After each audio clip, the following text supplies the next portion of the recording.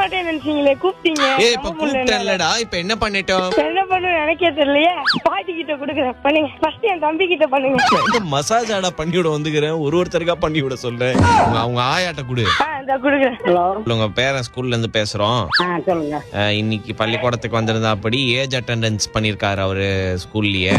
ஆமா, வாழ்த்துக்கள். வாழ்த்துக்கள். ஆமா ஆமா, பெரியவரா சின்னவரா? பெரியவர் தான் வயசுக்கு வந்திருக்காரு அப்படின்ற. சரி. ஸ்கூல் வந்து 15 நாள் நாங்க லீவ் கொடுக்கறோம் அவருக்கு. ஸ்கூல்ல 15 நாள் லீவ் கொடுக்குறீங்களா? ஆமா, வயசுக்கு வந்திருக்கா அப்படி இல்ல, எப்படி பேசுறீங்க? வந்திருக்கா அப்படி. நிஜமா அவர்கிட்ட கேளுங்க, ஆமாவா இல்லையான்னு கேளுங்க. அவர்லாம் அது எப்படி? நான் என் பாட்டிக்கு தெரியாது, உங்களுக்கு தெரியுதா? நீங்க வயசுக்கு வந்துருந்தீங்களா? நான் வந்திருந்தேன். ஆமா, என் வயசப்ப வயசுக்கு வேற வந்திருந்தேன். இன்னும் வரலையே. வந்தான் இன்னைக்கு கேளுங்க, அவன்கிட்ட கேளுங்க ஆமாவா இல்லையான்னு. அவன் கேட்டேன்னா அவங்க அப்பா கிட்ட செருப்பு கொண்டு அடிப்பாரு அவங்க அப்பா. என்னடா ஆச்சு உங்க பாட்டிக்கு? அவங்க அப்படிதானே கொஞ்சம் ரக்கடு. ஹலோ, உங்க பேர் என்ன? என் பேர் எதுக்கா? உங்க பேர் எதுக்கா? நீங்க டிவில வர போறீங்க. நான் டிவில எல்லாம் வரமாட்டேன். நீங்க அப்படிலாம் நாங்க வரமாட்டோம்.